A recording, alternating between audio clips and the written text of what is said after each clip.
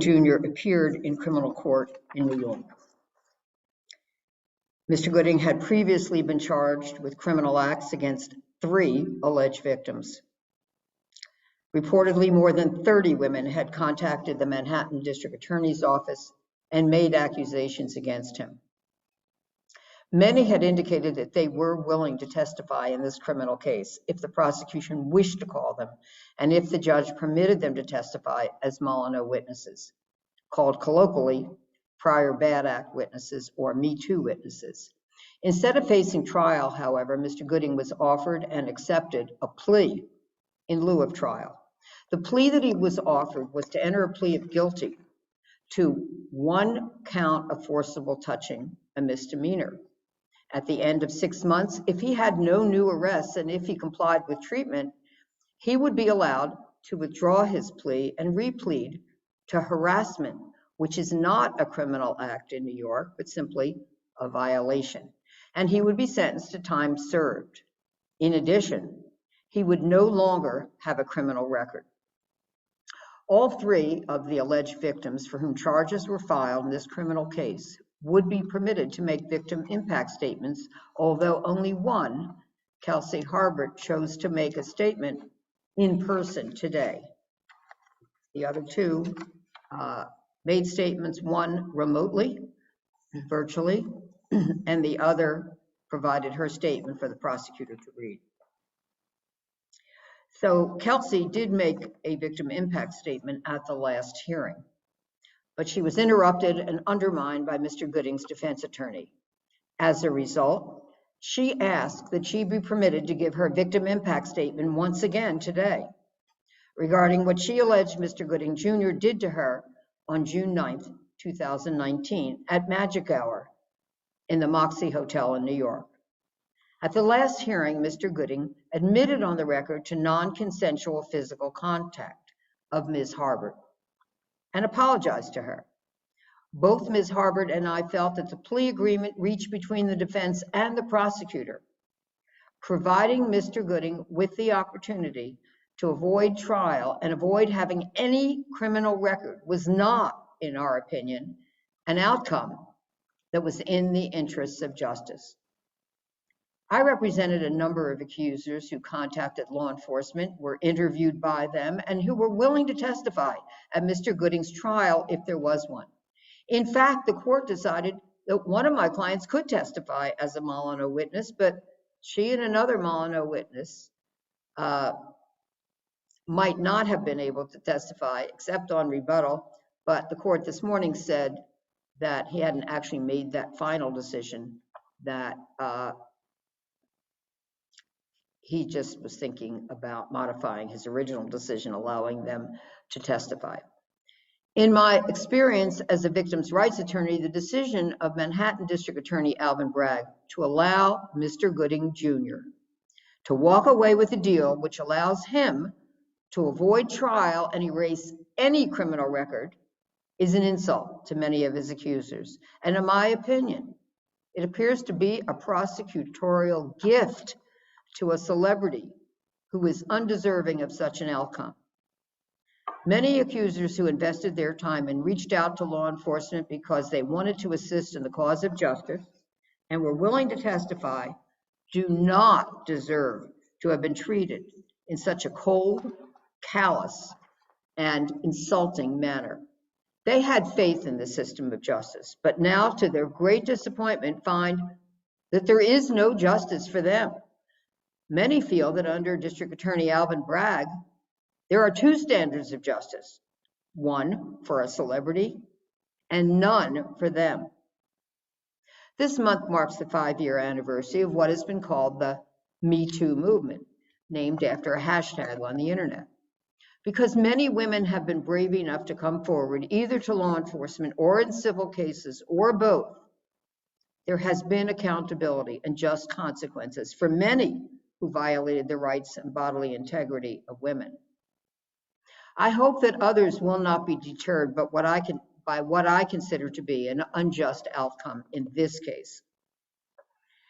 It's important to know that my co-counsel, Casey Walnowski, and I will show you who he is shortly, And I still have a civil case pending in federal court in New York against Mr. Gooding Jr. on behalf of our client, Jane Doe. In her lawsuit, Ms. Doe alleges that Mr. Gooding Jr. raped, the actual term is he committed gender violence against Ms. Doe. Some of Mr. Gooding's accusers have also provided declarations in that case, and we will continue to fight for justice for our client in the civil justice system. Finally, I would like to commend Kelsey Harbert for having spoken her truth to power twice in this criminal case in a court of law. She refused to tolerate the insulting remarks of the defense and the decision of the prosecution to allow Mr. Gooding Jr. to enter a plea and walk away with no criminal record, rather than going to trial. Kelsey stood up to Cuba Gooding Jr.'s attorney, Frank Rothman, when he demonstrated lack of respect for her at the prior hearing 6 months ago, after his client entered a plea and Kelsey provided her victim impact statement. She asked the court to allow her to give her victim impact statement again today without the insult and interruption that she experienced the first time. As a result, the court allowed her that second opportunity today and also allowed an opportunity for the two other victims for whom charges have been filed to speak today. And that's all because of Kelsey standing up for herself and her right to be treated with respect as a victim. Kelsey felt that the outcome in the criminal case was a travesty of justice, and she was determined to tell what she alleged was her truth in a court of law. I now represent Kelsey, and we will closely examine what other options she may have as a result of the lack of justice that she has been forced to suffer. And now I'd like to present Kelsey Harbert. Hello. I've waited 3 years for the opportunity to speak about the injustice of Cuba Gooding Jr. I had hoped to do so in the context of a trial in which he would be held accountable for the irreparable damage he did to me one summer night in 2019. Today I was robbed of that chance by a plea deal that never should have been considered. But I am glad to be able to say to you what I couldn't say in court. For those of you who may not know, Cuba Gooding Jr. forcibly grabbed, squeezed, and fondled my breast within the first 10 seconds of meeting me at the Magic Hour Club in Manhattan. I reported him that night, and he was arrested 3 days later. After that, in addition to the problems I dealt with inside the system, I had to endure 3 years of humiliation from his team. Cuba made a statement attacking my mental health in the press, claiming I had a warped mental state. His team then filed a motion with the court to question me about my breast size on the stand, claiming that insecurity around my breast size might have led me to believe I was sexually assaulted. Early on, the system began making special accommodations for him. Every time I questioned why he was receiving VIP treatment, I was given the same answer: because of who he is. At first, I was told he would be in a sex offenders program, one which has a reputation for being very firm with offenders. Second, I was told he would also be completing a separate alcohol abuse program. But because of who he is, he was allowed to trade both programs for time with his personal therapist. Because of who he is, he was allowed to call this informal therapy alcohol and behavioral modification treatment. Because of who he is, he has been able to retract his guilty plea 6 months later to erase his criminal record.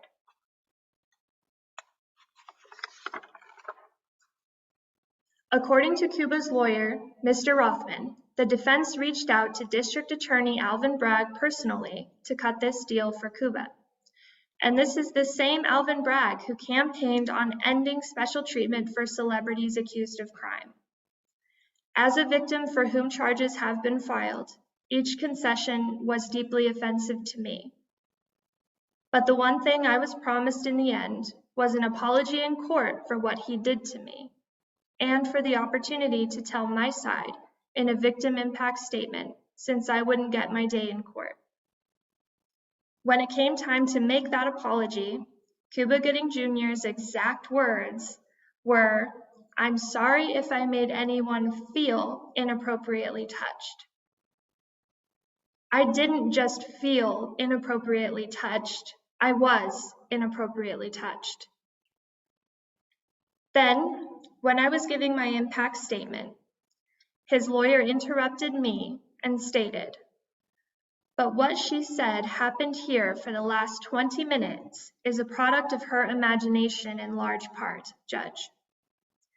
This statement by Mr. Gooding's attorney was false and undermined the terms of the deal Mr. Gooding made and robbed me of what should have been a safe space to express the toll that being sexually assaulted had taken on me. Over 30 women have come forward since I first reported what Mr. Gooding did to me. To date, Cuba Gooding Jr. has been accused of forcibly touching, penetrating, licking, choking, and, in a civil case, raping a woman. At what point are we going to take this seriously? When will we decide that this is dangerous behavior? And when is it the court's responsibility to protect the public from someone like him? The system is supposed to be about what he did, not who he is. And because of what he did, I have to worry about a guy's intentions when he talks to me on the bus. I have to worry about where a guy's hands are when he squeezes past me in the supermarket. And I have to be worried about riding the elevator alone with a man because there's nothing shielding me from something going wrong. Despite the harm to me, Cuba Gooding Jr. walks away from the court a free man without a record. It's like it never happened. Can the same thing be said for the women he did this to?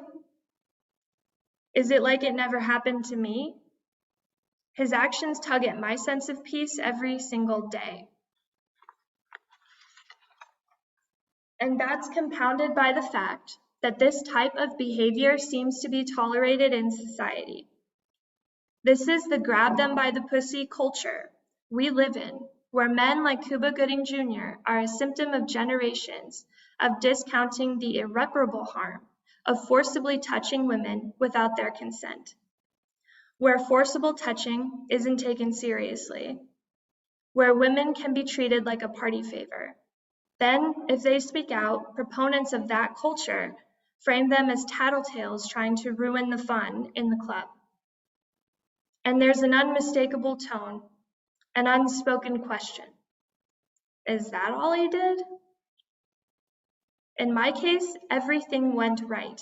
I had video evidence and eyewitnesses, and still that wasn't enough. What does that mean for the next girl he does this to? What if she doesn't have a video? What if she's not in a bar full of people? In Cuba's case, they've even erased his criminal record. He's back to being a public figure with no priors. So that next woman might have it harder than I do. What bothers me too is that it's not just because of who he is in New York City. I was told by prosecutors that in addition to the 30 women that came forward in New York City, there were a number of women that reported it to the DA in Los Angeles and other states. But the Los Angeles DA has declined to look into it. Where is the protection for women if this happens again? What system is supposed to take care of us? The message he got today is that because of who he is, the rules are different for him. And according to those rules, there's nothing to stop him from continuing this allegedly decades-long pattern of behavior if he decides to forcibly touch a woman again without her consent. I want him to be accountable for the consequences of his actions. But because of who he is, I am the one who will have to live with those consequences. We may never know why Manhattan D.A. Alvin Bragg agreed to this deal, but I can't help but wonder if the answer to that question is the same one I've been given these past 3 years, because of who he is. Thank you. Thank you, Kelsey. And I know this has been very, very challenging and difficult for Kelsey and for so many others who spoke to law enforcement in this case. I certainly commend all of them for seeking justice, even though in many ways, some of them will feel that, many of them may feel that justice was not done in this case. So if you want to hit the Q&A button, we may be able to take your questions, and we would be happy to do that. Right. So we'll wait a minute. I think we've covered quite a bit, so if there are no questions, we will certainly understand.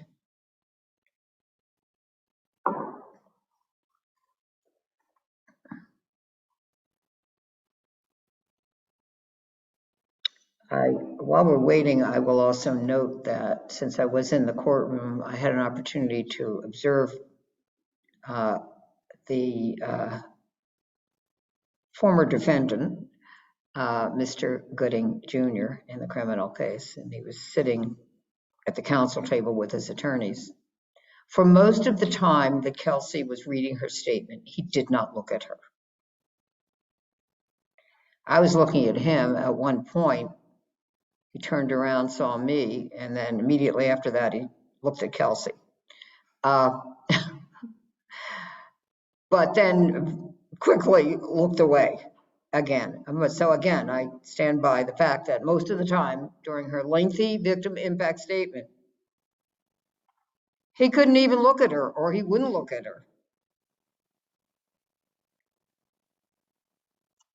But I think he got the message. And we certainly gave him a message outside of court afterwards. And his attorney was there listening to every word. I have no doubt he will relay what was said to his client.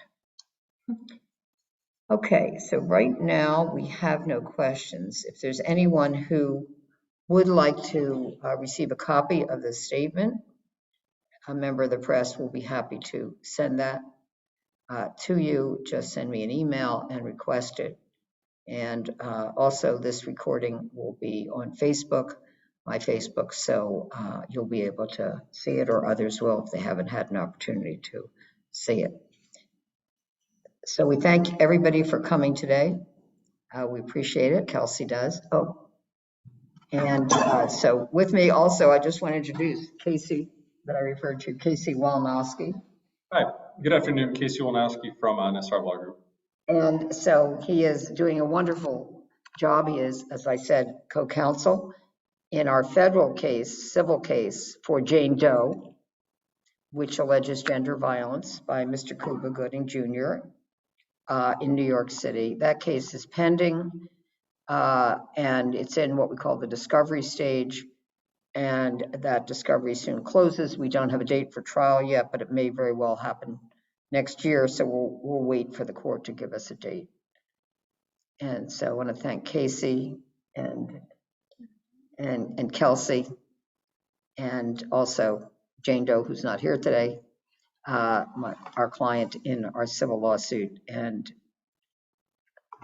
they're all doing a great job seeking justice. Also, I have here the plea hearing, which was conducted in April 13th, 2022, in the criminal case of Mr. Gooding Jr. So since I have the transcript, I have evidence of exactly how Kelsey was disrespected when she gave her victim impact statement. I think the defense got the message today. They didn't dare interrupt her today in court or say anything to try to discredit her, at least not in the court today. So thank you very much for coming. And we are looking forward to fighting the good fight. And we are going to advise Kelsey of her options in the civil justice system. And we'll see at a later point what she decides. Whatever she decides, she's been a wonderful warrior for justice. And I'm certainly proud to represent her today at this hearing. Thank you. Bye-bye.